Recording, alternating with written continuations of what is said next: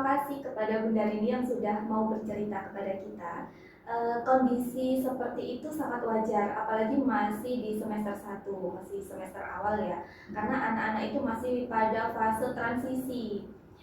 Misalkan kalau di sebelumnya dia ada di playgroup, jadi temannya kan pasti berbeda dari playgroup ke TK.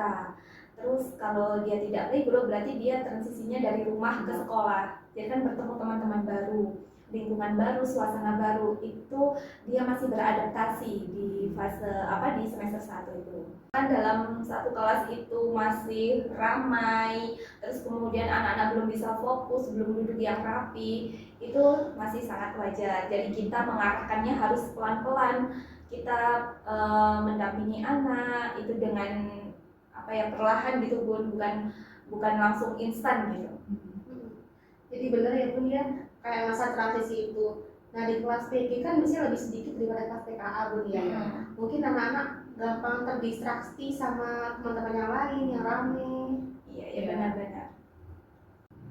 Nah dari yang sudah Bunda jelaskan tadi kan anak itu kan dari masa transisi, ada yang dari rumah ke sekolah, terus dari playgroup juga ke TK gitu kan. Nah kadang kita juga sebagai pendidik gitu ya, kadang kayak misal masih awal-awal kayak misal refleksnya pendidik itu kadang kayak ayo duduk rapi gitu, karena kan kayak pengen peserta didiknya itu duduk rapi gitu kan. Tapi kan misal awalnya anak nurut duduk rapi, terus kadang tuh duduk rapinya tuh nggak lama Bun gitu. Jadi cuma beberapa menit aja, terus habis itu ngobrol, main sama teman-temannya. Iya, itu kan fokus anak, rentang fokus anak itu kan nggak bisa lama. Iya, masih sedikit gitu kan.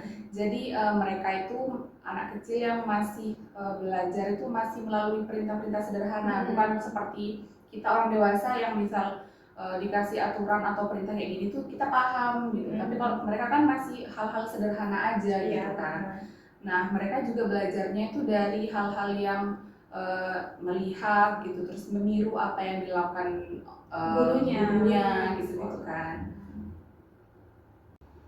Nah kita juga sebagai pendidik itu harus konsisten menerapkan, misalnya memberikan contohnya itu tuh harus konsisten, misalnya suruh duduk rapi. Nah itu tuh kita juga sebagai pendidik juga duduk rapi agar anak-anak yang lain tuh guru duduk rapi nih di bawah gitu.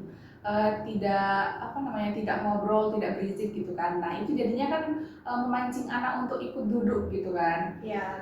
Terus hal itu tuh dilakukan secara konsisten agar anak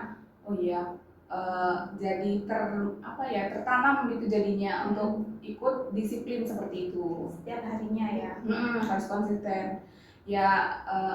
Memang setiap usahanya itu kan tidak selalu anak nurut dengan guru gitu kan, tapi kan setidaknya kita sebagai pendidik itu sudah konsisten untuk menerapkan hal itu gitu ya. Kalau contoh sederhananya sih menaruh sepatu di rak aja ketika mau masuk kelas, baru datang taruh sepatu di atas rak. Itu aja contoh sederhananya. Kalau kita mencontohkannya setiap hari berulang-ulang, anak kan jadi otomatis mematuhi aturan seperti itu. Nah, hal ini tuh berkaitan dengan self regulation atau kemampuan mengatur diri sendiri. Kalau misalnya di anak kecil gitu kan, kemampuan mengontrol emosinya, tindakannya gitu kan.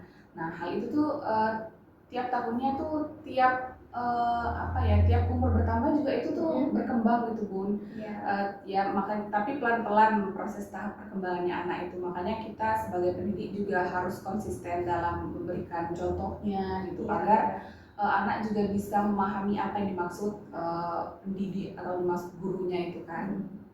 Misal juga ketika ada kasus ringan gitu, misal tidak tertib menunggu giliran atau sulit duduk tenang yang agak lama gitu, atau masih sering bereaksi yang spontan saat diminta melakukan sesuatu itu tuh karena perkembangan anak tadi itu self regulationnya itu masih belum terlalu matang sepenuhnya. Jadi hal itu tuh masih membutuhkan bantuan dari orang dewasa di sekitarnya, membutuhkan waktu, membutuhkan bimbingan. Nah itu membutuhkan konsistensi juga dari kita orang dewasa di sekitarnya itu. Yang udah paparkan tadi ternyata ada loh Bun tips-tipsnya untuk mengkondisikan kelas agar anak-anak tuh taat aturan, anak-anak tuh paham aturan gitu Bun ya. Pertama itu Bun, aturannya tuh sedikit tapi konsisten. Jadi anak kan emang masih tahap perkembangan Bun ya. Jadi anak-anak tuh kasih aturannya sedikit karena anak-anak lagi mengelola pemikirannya. Anak-anak masih belum paham untuk mendapatkan aturan yang sebanyak itu. Jadi pemberian aturan itu sedikit demi sedikit tapi konsisten. Aturan itu dibuat konkret. Jadi anak itu langsung dicontohkan ya Bun ya, seperti yang Bunda katakan tadi terkait aturan naruh sepatu di rak. Jadi itu langsung dicontohkan, gurunya juga menaruh sepatunya di rak. Iya benar. Bukan hanya sepatunya taruh di rak Ya, ya, bukan hanya Kita gitu. saja, tapi dicontohkan. Nah, yang terakhir tuh berikan apresiasi. Kalau misalnya anak itu sudah bisa naruh sepatu di rak, jadi hebat sekali sudah naruh sepatu di rak. Wah hebat sekali ternyata udah bisa duduk rapi ya. Gitu. Ya. Jadi kita bisa beri apresiasi kecil untuk anak. Ya, benar. Nah, ada kayak contoh artikel ya Bun ya, tentang penekanan peraturan kelas untuk melatih kedisiplinan di pendidikan anak usia dini. Nah, di temuan artikelnya itu awalnya itu penekanan peraturan kelas itu secara berulang itu menunjukkan hasil positif Bun. Yang awalnya itu dapat nilai 62,5%, sedangkan untuk pengulangannya itu dilakukan setiap hari sudah mencapai 100%. Jadi ada peningkatan Dari sebelumnya ya. di sebelumnya. Akhirnya itu temuannya itu guru itu sebagai penuntun untuk membantu anak memahami aturan itu.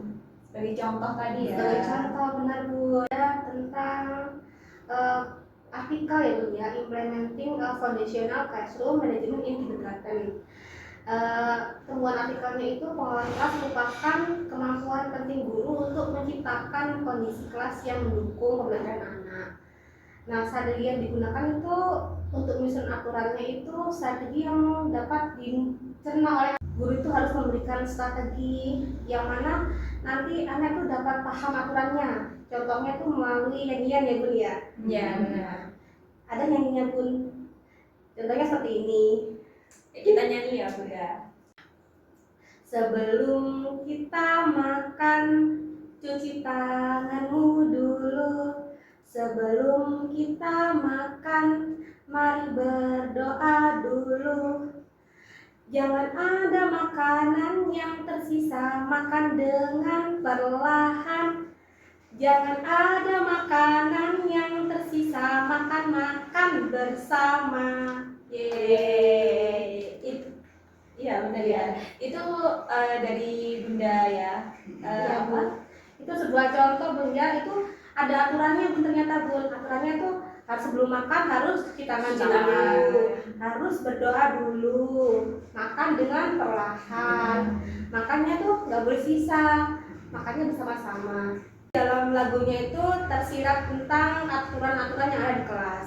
Nah, anak-anak tuh kalau dengan nyanyian itu pasti kayak lebih antusias Ya. ya. Jadi lebih mudah paham juga. Ya lebih bisa memahami ya. Ada lagi contohnya kalau kita sebelum kegiatan itu Bun, itu biasanya ada lagunya yang kayak gini tuh Bun, bisa nggak ya? Tangan ke atas menggapai bintang, tangan ke samping burung yang terbang, tangan ke depan ikan berenang, duduk yang rapi siap berdoa. Biasanya ditambah dengan duduk rapi, tangan dilipat, gitu. Duduknya dirapikan, siap berdoa, kepala ditundukkan, berdoa mulai. Gitu. Dengan seperti itu ya, mungkin anak-anak bisa lebih menangkap lah dengan aturan-aturan yang kita buat di kelas. Nah, cukup sekian penjelasan dari kami. Jika ada yang ingin bertanya atau ingin berbagi cerita tentang pendidikan anak usia dini yang masih seputar pendidikan anak usia dini, bisa sebagai mahasiswa orang tua, kepala sekolah, guru. Bisa teman-teman kirimkan ke komentar YouTube atau melalui sosial media kita, IG, TikTok, atau bisa juga ke email kita. Benar. Sekian dari kami, Tripod, Dengar, pahami, Peluk. sampai jumpa di episode selanjutnya.